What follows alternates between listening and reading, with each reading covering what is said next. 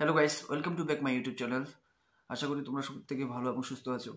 আজকে যে টপিকটি আমি নিয়েছি সেটি হলো যে ম্যাথে উইক হলো কীভাবে ত্রিপুরা টেট ক্লিয়ার করা যায় বা যে কোনো ধরনের কম্পিটিটিভ এক্সাম ক্লিয়ার করা যায় সেই বিষয়ে আলোচনা করব।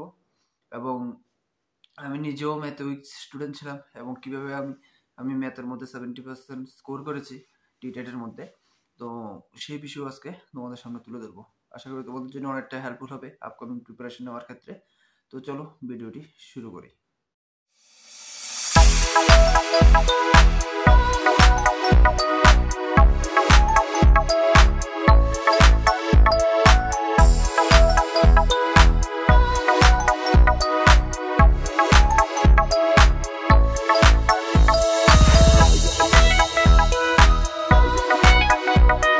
তাহলে দেখো ফ্রেন্ডস, আমরা প্রথমে জেনে নিই যে ত্রিপুরা টেটস যে সিলেবাসটি রয়েছে সেই সিলেবাসের মধ্যে ম্যাথের স্কোর কত বা ম্যাথের মধ্যে কত স্কোর হয়। টোটাল আমাদের ম্যাথের মার্কস থাকে হলো 30, তার মধ্যে আমাদের যে পাসিং মার্কস সেটা হলো 18, অর্থাৎ 60% মার্ক পেলে আমরা টেট কোয়ালিফাইড হই। তো সেক্ষেত্রে ত্রিপুরা টেটের যে মার্কস সেই মার্কস অনুযায়ী আমাদের ম্যাথের স্কোর হওয়া দরকার 18। তবে এখানে 15 পেলেও পাস করে, অনেকে 10 পেয়েও পাস করে, তবে আমাদের ম্যাক্সিমাম 18 প্রয়োজন। তো সেক্ষেত্রে আমি বলবো যে আমি কিভাবে প্রিপারেশনটা করেছিলাম বা আমার সময়। তো দেখো, আমি নিজেও খুব উইকলি একজন ম্যাথে খুবই উইক ছিলাম। যখন আমি উইক ছিলাম তখন আমি প্রথমে আমার কাছে একটা চ্যালেঞ্জ ছিল যে কীভাবে ম্যাথটাকে কোয়ালিফাই করবো। কারণ আমি 2019-এ যখন এক্সাম দিই তখন আমি ম্যাথে খুবই খারাপ স্কোর হয়, আমি মাত্র 0.5 বা 4 এমনই পেয়েছিলাম। কিন্তু যখন 2021 টেট ক্লিয়ার করি তখন কিন্তু ম্যাথের মধ্যে আমার খুব ভালো স্কোর হয়েছিল এবং আমি ম্যাথ বেবি 20 মার্কস পেয়েছিলাম। তো দেখো যে এই যে বিষয়টা বা এটা কিভাবে সম্ভব হলো, প্রথম যে বিষয়টা সেটা হলো যে তোমাকে উইকনেস যে সাবজেক্টটি সেই সাবজেক্টটিকে তুমি সেটাকে ভয় পেলে হবে না, তার প্রতি আগ্রহ সৃষ্টি করতে হবে। তাহলে আগ্রহটা কিভাবে আসবে? আগ্রহটা আসবে তখনই যখন তুমি একটা এনভায়রনমেন্ট ক্রিয়েট করবে, যে তোমার আশেপাশে সবার সাথে যখন বা তোমার ফ্রেন্ড সার্কেলের মধ্যে যে একটা এনভায়রনমেন্ট ক্রিয়েট করতে হবে, যে এনভায়রনমেন্টে তোমার ওই টপিকটা নিয়ে কাজ করতে পারবে, ওইরকম একটা এনভায়রনমেন্ট তুমি ক্রিয়েট করবে। লাইক মনে করো একটা গ্রুপ বানালে যে 3-4 জনের যাদের মধ্যে ম্যাথটা স্ট্রং আছে, ঠিক আছে, এবং তারা অ্যাক্টিভলি প্রিপারেশন করছে, তখন তুমি ম্যাথ উইক এবং তারা ম্যাথে স্ট্রং, তখন কিন্তু তুমি তাদের সাথে ম্যাথ সম্পর্কে আলোচনা করতে পারবে এবং তাদেরকে জিজ্ঞাসা করতে পারবে বা কোনো জায়গাতে কি সমস্যা রয়েছে সেই সমস্যাগুলো সম্পর্কে বিস্তারিতভাবে আলোচনা করতে পারবে।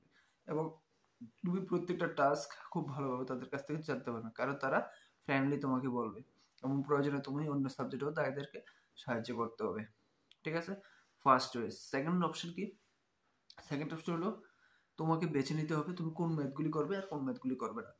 দেখো, ত্রিপুরা 30 মার্কস আছে ম্যাথের মধ্যে, কেউই 30 পায় না, খুব রেয়ার, 0.001% পায়। তো 30-র মধ্যে তোমার 30 মার্কসের জন্য প্রিপারেশন করার প্রয়োজন নেই। এর মধ্যে 5 নাম্বার থাকে আমাদের হলো পেডাগজি সেকশন, মাত্র 24 থেকে 25 থাকে হলো আমাদের মেন কন্টেন্ট ম্যাথ। তো এই কন্টেন্ট ম্যাথগুলির মধ্যে তুমি যদি 10টি ম্যাথ করতে পারো, মানে প্রোফাইলে যদি 10টি ম্যাথ করতে পারো এবং প্যাডাগজি সেকশনে যদি তুমি 5 মার্ক থেকে 4 মার্ক পাও, 10 আর 4-এ 14 মার্কস হয়ে গেছে। আর বাকি 4 মার্কস তুমি যে কোনোভাবে যদি সবগুলো বিও দাগিয়ে দিয়ে আসো বা সিও দাগিয়ে দিয়ে আসো, তোমার লাগে ইজিলি তুমি আর 4 মার্কস পেয়ে যাবে। অর্থাৎ 10+4+4 ফর্মুলাতে তুমি আরামসে কোয়ালিফাই করে নিতে পারে, ম্যাথের মধ্যে কোয়ালিফাই আরামসে হয়ে যাবে।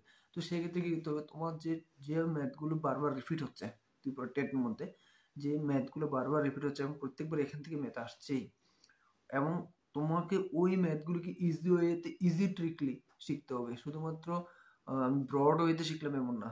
মোদ্দা কথা হলো আমি কিভাবে শিখছি, আমি জিরো লেভেল থেকে শিখছি না অ্যাডভান্স লেভেল থেকে শিখছি। যদি আমি জিরো লেভেল থেকে শিখি তাহলে প্রথমে সে ম্যাথগুলোকে একদম ম্যাচিওরলি জিরো লেভেল থেকে শিখতে হবে, সেটা সম্পর্কে আইডিয়া নিতে হবে। তারপর ধীরে ধীরে ধীরে ধীরে তুমি শর্ট ট্রিকের মাধ্যমে অ্যাপ্লাই। তুমি যদি প্রথমে শর্ট ট্রিক অ্যাপ্লাই করে দাও তাহলে তোমার দ্বারা এই ম্যাথ সলভ করা সম্ভব নয়। যে কোনো ম্যাথ তোমার মধ্যে যদি বেসিক নলেজ না থাকে, তুমি শর্ট ট্রিক অ্যাপ্লাই করে কোনো লাভ হবে না, তুমি 2 দিন পরে ভুলে যাবে।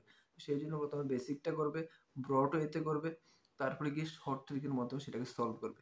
তো আমি এখানে এই কথা বলবো যে short trick not for solution. Okay, তো শর্ট ট্রিকের সাথে সাথে তুমি প্রথমে ব্রড ট্রিক শিখতে হবে, তারপর কিন্তু শর্টলি সেটাকে তুমি এক্সাম হলে কন্ট্যাক্ট করতে হবে।